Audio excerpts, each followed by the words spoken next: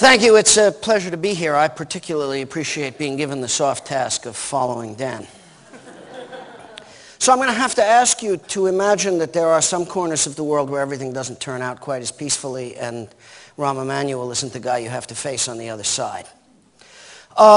We have, as people understand, I think this morning's conversation showed it very clearly, we have four forces which are doing everything they can to eliminate freedom in the net, though they may not want to speak of it that way. There are governments deeply concerned about the possible loss of control that comes from the freedom to tell stories any way we want and escape the framing that power puts around things. There are so-called content owners who believe that their bits are sacred, and the possibility that those bits might be copied by anybody justifies controlling the net down to each endpoint at every eyeball and every eardrum. There are data miners who are the industry of the future, the industry of the 21st century. Their job is knowing what you want before you want it so they can sell you to somebody. And all that is required is that they read your email and watch every party you go to and check every friendly conversation that you have and have arranged to make that possible. And the fourth are the network operators who are turning the end-to-end net that my dear friend Larry Lessig wrote about 10 years ago into the everything must come to us and all your life are belong to us and aren't you happy people. And among the four, well, we have platforms. We have devices that won't allow you to take the ad off the web page or prevent you from sharing a song or prevent you from speaking your mind. And we may have all of those at increasing levels of intensity more or less forever, because we may be losing the autonomy of personality. When you have lived your entire life sharing everything, it may not have occurred to you that human personality used to be created internally. That the struggle of the individual, shall we use the word soul, to understand itself and its place in the universe is an internal struggle, not to be decided by an advertiser and not to be adjusted by an intermediary. That's the Protestant Revolution that made freedom of thought in the world. Let us suppose that the single greatest offense against freedom of thought that ever existed was the burning of the Library of Alexandria.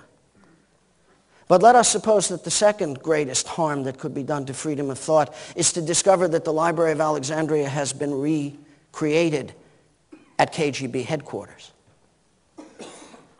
It's a shame to build a prison and torture people to get them to inform on their neighbors when you can just have centralized social networking and everybody will do it for you. So now we have a problem, which is our net has been turned against us. I appreciate that it is not only against us and that the turn may not be permanent. But we have lost too much already. And we lost it because we lost anonymity. In 1995, I was working with a gentleman called Philip Zimmerman who wanted strong public key encryption to be possible. We wanted it to be possible mostly because we wanted people to be able to keep secrets from government in the 21st century, but we thought a few $1 trillion worth of e-commerce would also be a good idea. And there were a lot of people on earth trying to stop us. And they weren't just the United States government, they were a bunch of people who have made those trillions of dollars, but they didn't see it that way back then. And we were at a debate at Harvard Law School with the then Deputy Attorney General of the United States, Jamie Gorelick, and Stuart Baker, formerly the General Counsel of the National Security Agency, and Danny Weitzner, who now works in the White House, and me. And we spent the afternoon back and forth on freedom of encryption. And over dinner at the Harvard Faculty Club, Stuart, who was out of government back then, he has been in government since. Stuart said, well, he said, among us, now that it's just the port and the walnuts, We'll let our hair down and say, we're not going to prosecute your client, Mr. Zimmerman. We've been conducting a holding action against public key encryption for 15 years, and it worked real well, but it's almost over now. We'll give up gracefully. And then he looked around the table and he dropped his voice and he said, but no one here cares about anonymity, do they? And a cold chill went up my spine. And I thought, okay, Stuart, that's the next 15 years of your life and mine. You're going to try and end anonymity on Earth, and I'm going to try and keep it. Because without anonymity, the human race will not be human anymore. But that's not the net we have. The net we have is increasingly monitored, measured, and surveilled everywhere by everybody all the time, or at least by somebody who's doing it for somebody else and would answer a subpoena if they got one. Fortunately, there are some things we can do to fix it. Primarily, the problem is that all the routing in the net is done by people other than us, working for people other than us, who have other than our interests at heart. Maybe they're trying to make a buck selling bits. Maybe they have sacred bits they need to move. Maybe they are governments trying to stay in power. But whatever they are, the way they're routing isn't made for us. In the first place, they like email because it's a postcard and they don't want us to make it more private.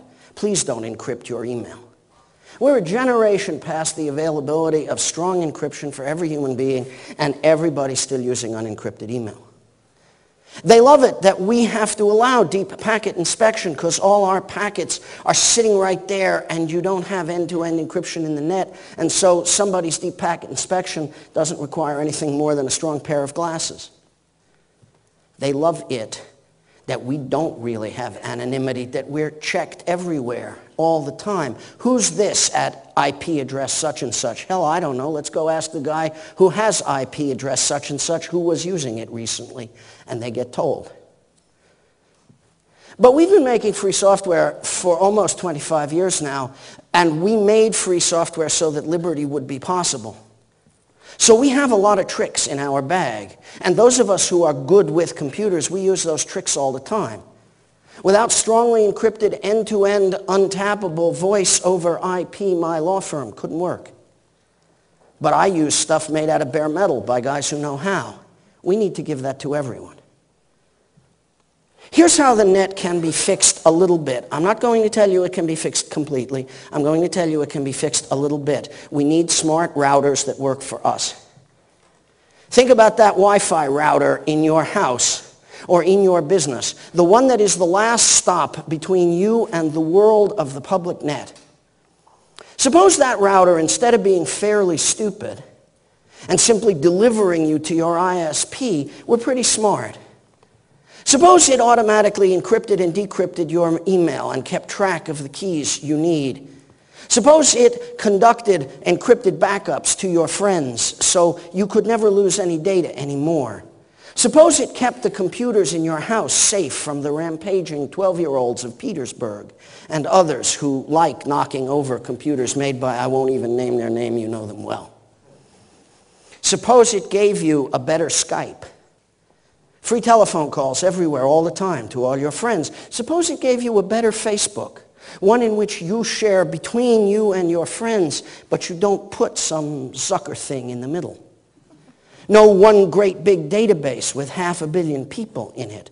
All because your router knows better how to serve you than the boxes on the other side know how to serve the interests of those people. This is it. We're going to drown in hardware like this over the next 10 years. A little plug, a little cable, and you're done. Strong enough to be a server, small enough to run on batteries, simple enough to put in your pocket, to carry anywhere, to put wherever you trust that the box will belong to you, and anybody who wants anything that's in it can get a search warrant. All we need is some free software. I don't want to make boxes. I want to make software. Because software can be free. When you make the first bit, you have 1 billion bits. Freedom Box, the project I am working on these days, along with the lawyering I do and teaching and what have you, Freedom Box is the software stack for routers that serve you. For boxes you can buy at a small price to replace a wireless router in your home the next time you need to, that will provide you with services that serve privacy to you and your friends, that will provide you with the encryption that you need to maintain a decent level of secrecy, to provide you with a way to offer your friends in the People's Republic of China free surfing that nobody can control, that will provide you with mesh networking that you could use if, heaven forbid, the network operator should decide to shut your city down for the sake of public order and good control over citizens. A box that could save your life if you want to organize a demonstration in a place where people who organize demonstrations get shot. We want to aim this software at the generation of chips that are not just inside boxes like these, but also inside set-top boxes and internet radios and mobile phones and pretty much everything else by 2020. Because the great big water-boiling data center of the early 21st century will not be long with us anymore. We are going small. We are going green. We are going low power. Which means that we're about to have a generation of hardware that we can control with the software we made free in order to protect freedom.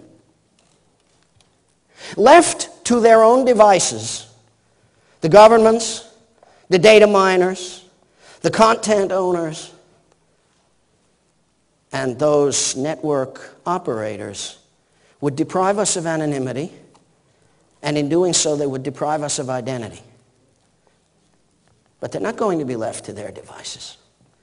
They're going to be left to our devices.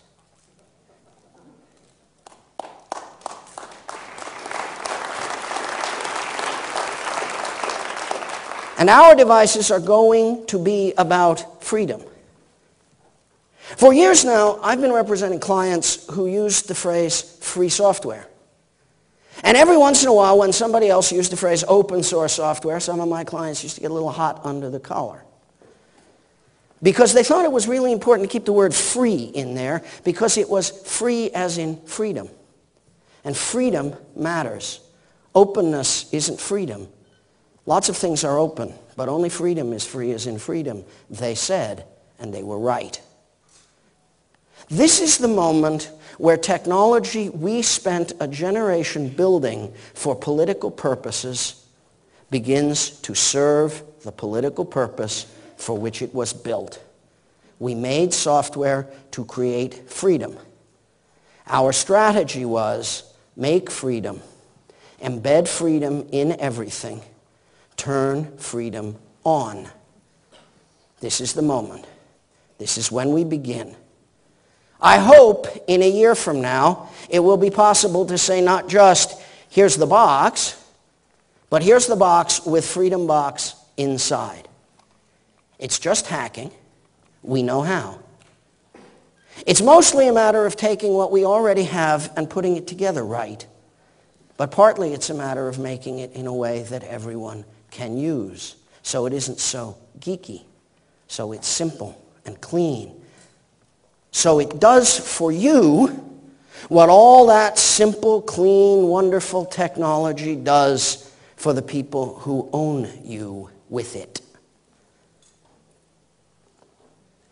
Every morning, I see people wearing dog collars, reporting their location every 90 seconds to Stephen P. Jobs. Every day, I see people wearing a device that the KGB would have been delighted to issue to everyone if only they had known how. We have to stop. We need a lever. With a lever and a place to stand, we can move the world. Thank you very much.